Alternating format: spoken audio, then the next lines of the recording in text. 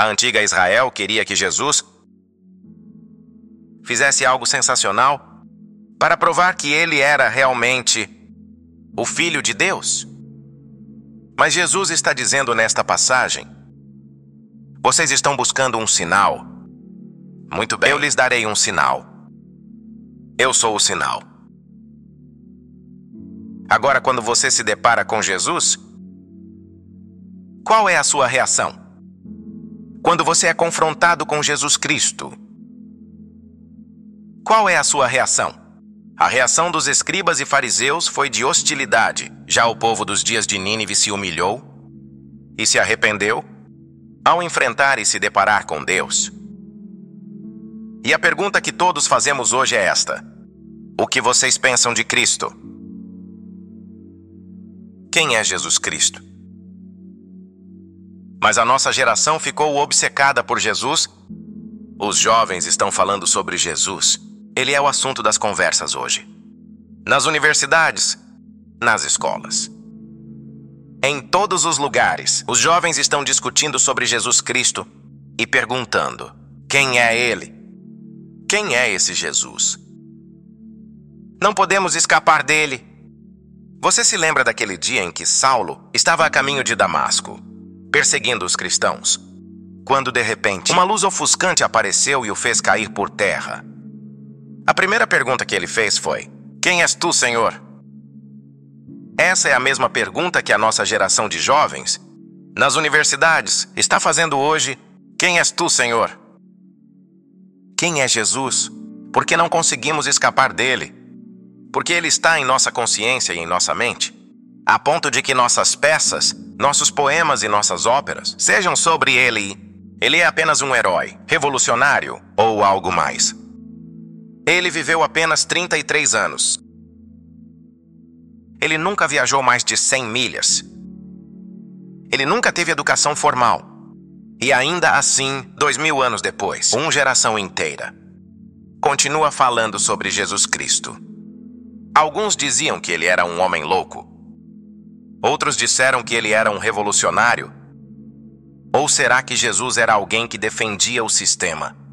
E então, há também quem diga que ele foi o primeiro hippie que tinha cabelos longos e andava com seus discípulos em uma comunidade.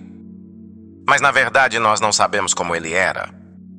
Não temos uma imagem de Jesus. E Deus fez isso de propósito, para que não adorássemos uma imagem, porque Deus é espírito e devemos adorá-lo em espírito.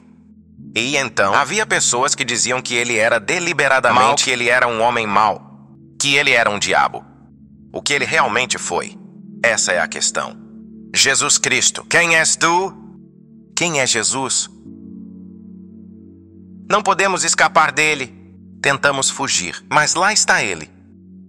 Ele continua aparecendo em toda parte. Nossos maiores filósofos escreveram sobre ele. Nossos maiores historiadores escreveram sobre ele. Nossos maiores poemas e peças são sobre ele. Até nossas maiores arquiteturas são sobre ele. Não podemos escapar dele. Bem sabemos algumas coisas sobre ele. Sabemos que ele era um homem. Jesus era completamente humano. Ele representava a humanidade, pois a Bíblia diz que ele foi identificado e contado entre os transgressores. Sabemos que ele teve fome. Sabemos que ele teve sede. Sabemos que ele se cansou. Sabemos que ele experimentou as alegrias da amizade. Sabemos que ele chorou no túmulo de um ente querido. Sabemos que ele possuía todas as características de um homem e ainda assim, de forma muito interessante, a Bíblia diz que ele nunca cometeu pecado. Na verdade, ele se colocou diante do povo de sua geração e disse: nunca cometi um pecado.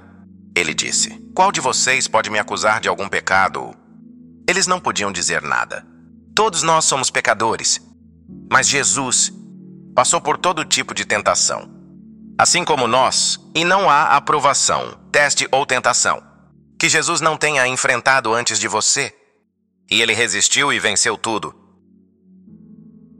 Ele era um homem, um ser humano, mas era mais do que isso.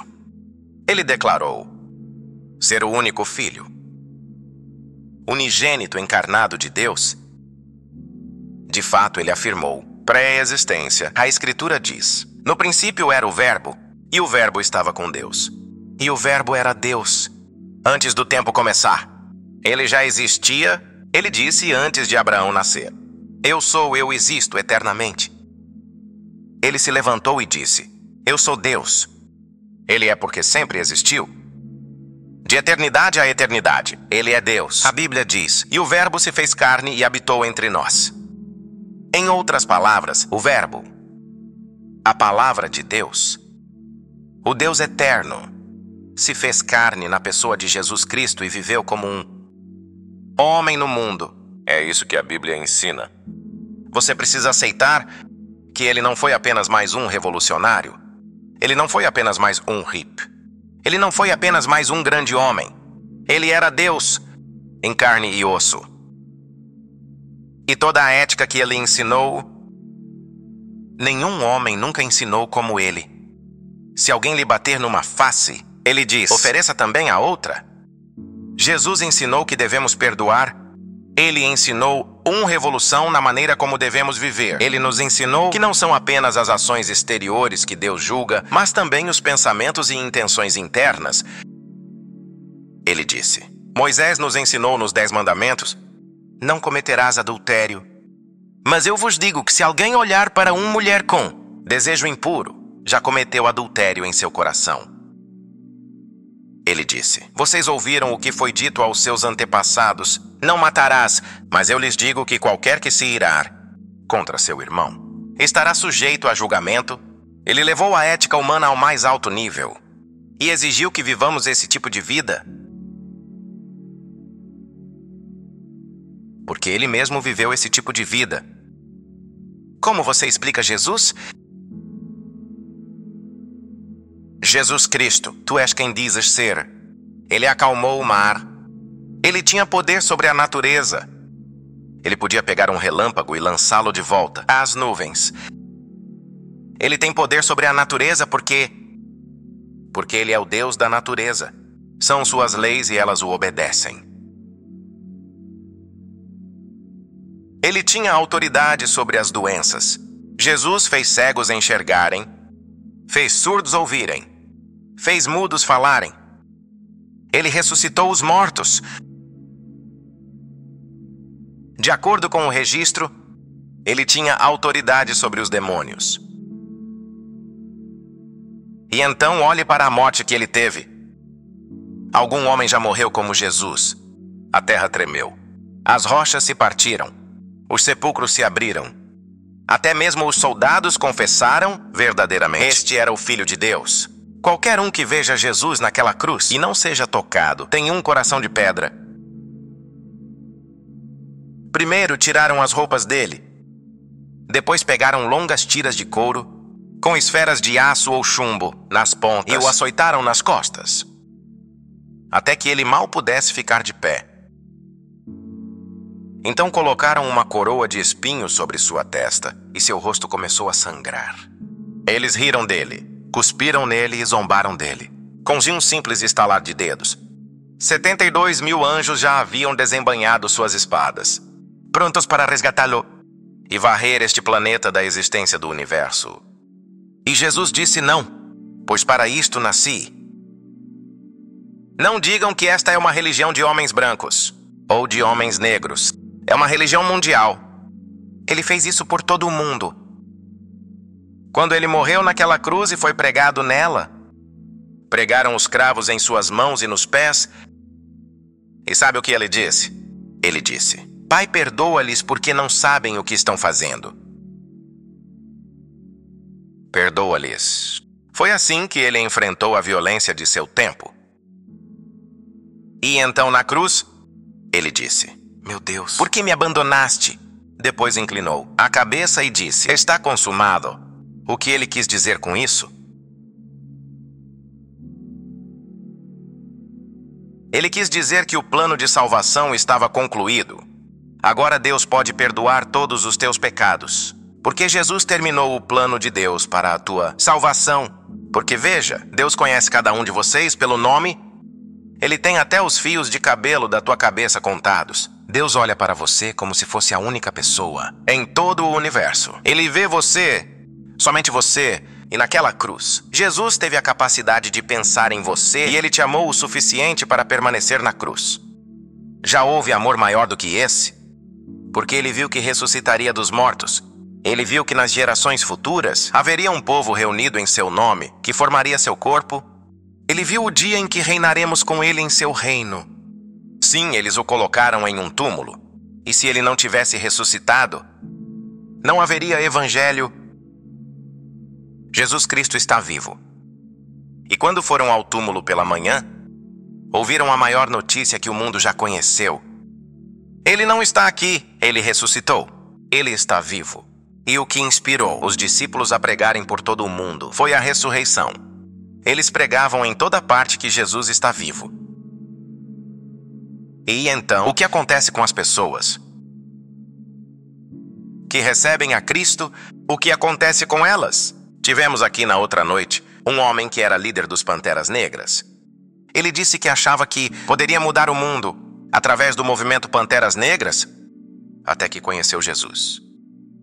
E ele disse que Jesus mudou a vida dele e tirou todo ódio do seu coração. Ele disse: agora acredito que o mundo pode ser transformado, mas acredito que isso pode acontecer pelo poder de Jesus. É isso, Jesus entrando em nossos corações.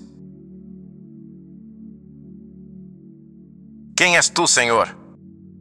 Jesus Cristo. És tu quem dizes ser? Essa é a pergunta que cada um de vocês terá que responder hoje. Quem é Jesus? Ele era quem dizia ser Deus em carne e osso. Acredito que as evidências são esmagadoras de que Ele é quem afirma ser o Filho do Deus vivo.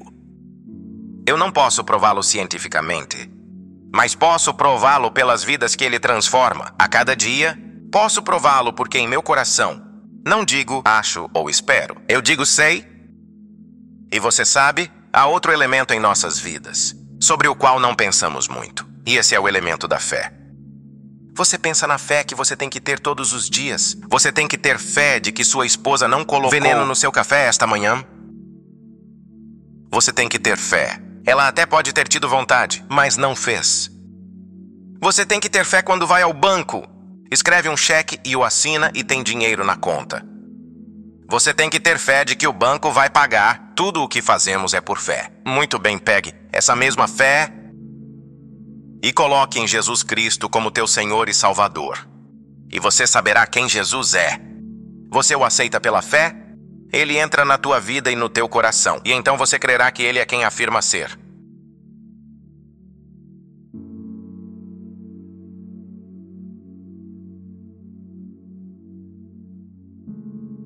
Paulo, naquela estrada para Damasco também, fez outra pergunta. O que queres que eu faça, Senhor? E Jesus respondeu: levanta-te e vai. Eu te digo agora, levanta-te e vem a Ele. Aceite-o como teu Senhor, Salvador e Mestre, como Filho de Deus, e Ele entrará no teu coração, perdoará teus pecados e transformará tua vida.